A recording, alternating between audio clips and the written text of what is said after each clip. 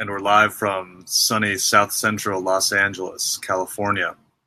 I'm Mark, and I'm a recovering codependent narcissist.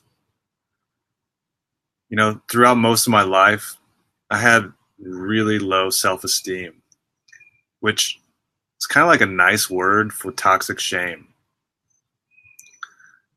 On top of that, these feelings of toxic shame that, I couldn't even admit to myself that I had. I also had an incredibly low sense of self-worth. This really led me to being checked out most of my life. And that's really how people would describe me. Check the fuck out. Checked out of my life, man. I wasn't even there. Was not even there. Wasn't there. And it was a pretty accurate reflection. It hurts, but it was really true.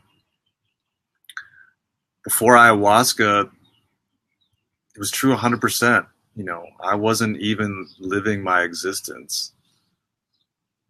And after ayahuasca, after plant medicine, I checked in. I was living my existence, but I realized why I had checked out in the first place, because I had so many fears about just existing and being alive, about being myself. And I realized then that I had to do a lot of work on myself just to clear all of this fear that I had, in this lifetime. I had to clear karma from past lifetimes, as well as, family karma. I had so much that I had to work on. And it's really only after these 3 years of doing a lot of work on myself, really getting into meditation, of really, what they call doing the work. It's only after about 3 years that I'm I don't know, maybe baseline. Maybe just the beginning now is how I feel. Codependents and narcissists are just naturally drawn together. We are drawn together by our emotional set points. Everybody is, really. And that emotional set point for codependents and narcissists is fear. It's mostly fear of abandonment, but really it's all childhood fears and traumas. It's really all encompassing. In my last 2 relationships with narcissists, when I connected with them, it felt really good. It felt natural. It felt normal. Finally somebody saw me and saw my pain, or recognized my pain. Finally somebody wasn't going to judge me for my fears. I've never had such open conversations before, about spirituality, about love. I could really talk openly with these women about my fears. Or I guess I could at least acknowledge that they were there.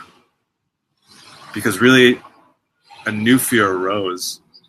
And that fear was, if these women saw me and my core self, if I'd done enough work to really expose that, they're not going to like what they see.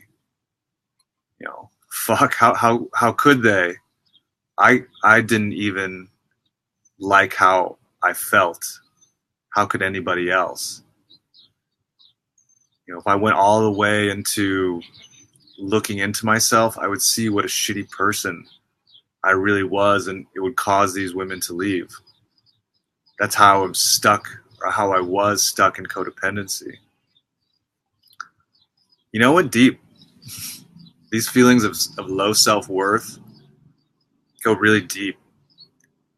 When I first realized that, we're living in a virtual reality, before I knew the full extent of everything that I do now, that I'm consciousness, that I'm love, I thought I was a character in these other women's virtual reality.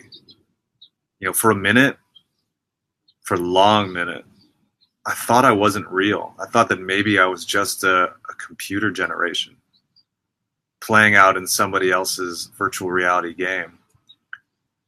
Because really, that's how I felt my entire life.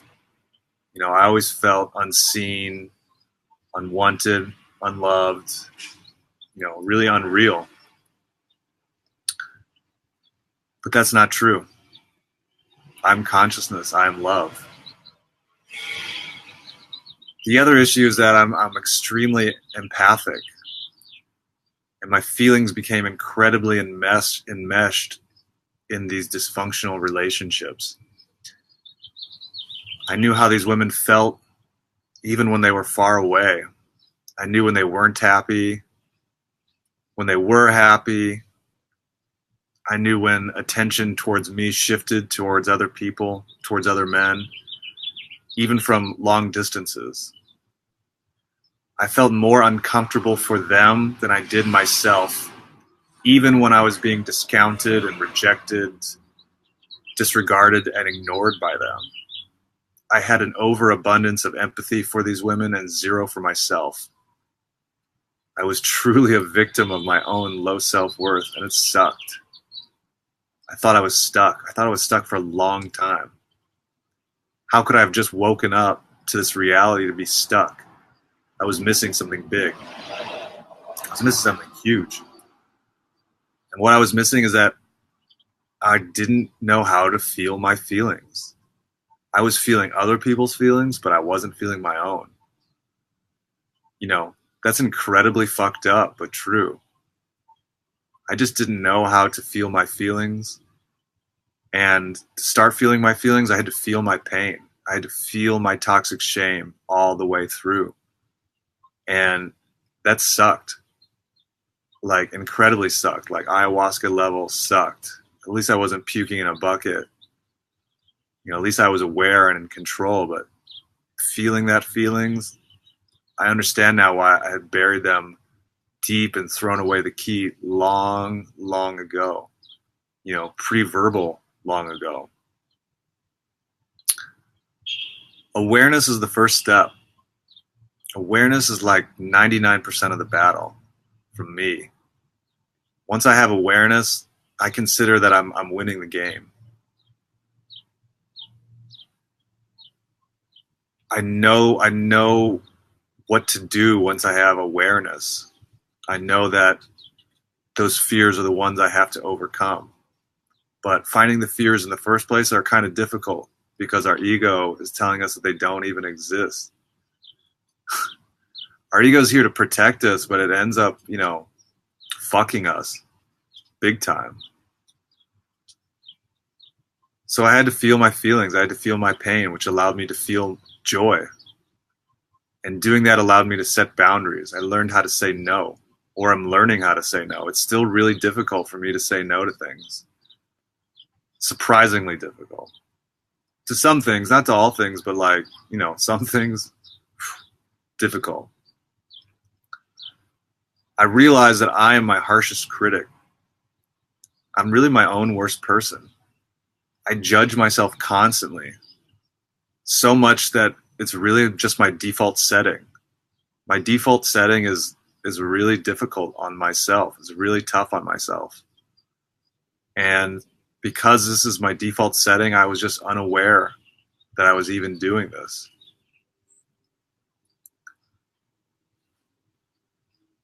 My friend wanted to get a dog, but she didn't have a big enough apartment. So I told her, all that love that you want to give to a pet that you feel right now, give it to yourself instead. And whoa, that advice, that stuck with me like super big time. I'd stumbled upon something big. I wasn't really sure what it was. It took me a couple of days and a Codependence Anonymous meeting to realize that, man, I should be taking my own fucking advice because it's pretty good sometimes. All that love that I wanted to give to these women, I really needed to give it to myself. Whoa. That was like one of the biggest revelations that I've come across in a long time. Dr. Bruce Lipton talked about in one of his podcasts about learning to fall in love with yourself. And I was like, how the fuck do you even do that? That sounded like one of the craziest, most foreign things I could possibly imagine. Falling in love with yourself? Wait, don't you just love yourself? No, you don't. It Don't you just love your inner child? No, I didn't. Fuck, I need to be taking my own advice. So that's what I'm doing.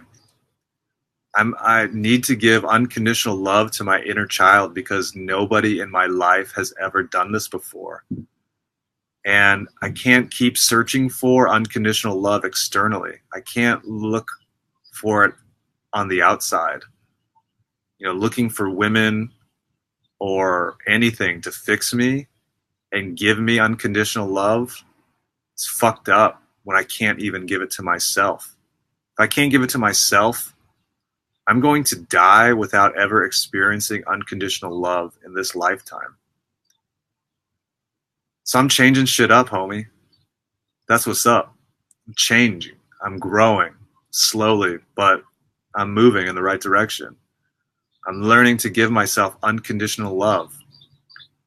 And when I do this, things happen, things change, life shifts. The law of attraction is real. What I realize that if I want unconditional love, I have to give it to myself. And in doing so, you attract people that you can give it to and will give you love, unconditional love back. So what I'm learning is that if I can't stop this monkey mind that is, always in my head, at least I can learn to direct its focus. So what I'm learning to do now is just talking to myself. It sounds crazy, but whatever works. I'm not judging it. Instead of whatever I was experiencing in the past and like beating myself up about it, I'm now talking to my inner child and telling him how much I love him. And what I realized in the beginning is that I had to build trust with my inner child. Trust that was completely lacking in all of my other relationships because I hadn't learned to trust myself yet. I hadn't learned to trust my inner child. And when I realized that at first my inner child didn't believe me that I was here to be unconditionally loving to myself. But, after about an hour and a couple of meditations where I did some inner child work, when I went back and just had this amazing conversation with myself, that I was going to be the champion of myself and my inner child and giving myself unconditional love for the rest of my life, my inner child quickly came around. What I learned was that all my inner child wanted, really what all I ever wanted, was someone to love me. Someone to love me unconditionally and not just say that they love me, because I had that a lot. And talk is mother loving cheap, man. Talk is so cheap, especially when words like love are involved. It's really the intent behind the words that matters. It's the why, not the what. So it's beginning to feel really good to love myself. Just like it felt really good to love these women in my last two hyper dysfunctional relationships. I'm really learning what it means to love thyself. Whoa. Homie, this is like whole new territory that I'm excited to learn and to share about, because I don't know, man, my intuition just says there's going to be big shifts coming forward once I learn to love myself. In my sharing, I hope that, really anyone listening finds the courage to look inward and to find their own truth. Don't believe me. Don't believe what I'm saying. Experience it for yourself. Learn to love your own inner child and see what happens. Learn to love yourself and be a guiding light of love for others. Being of service is like the highest thing that we can do here as humans. You're entering a whole new level of awareness once you become the teacher, once you become the light for others, once you're of service for others. And you can't really do that until you fix yourself first. If you really want to be a healer, heal yourself first. If you want to be a guiding light, love yourself first, because humanity is going to need a lot of this during this consciousness shift that we're experiencing as evolution continues through the early stages of the information age that we're in. So thank you for allowing me to share. Thank you for letting me be of service. And I'm sending love to everybody, every human in this world.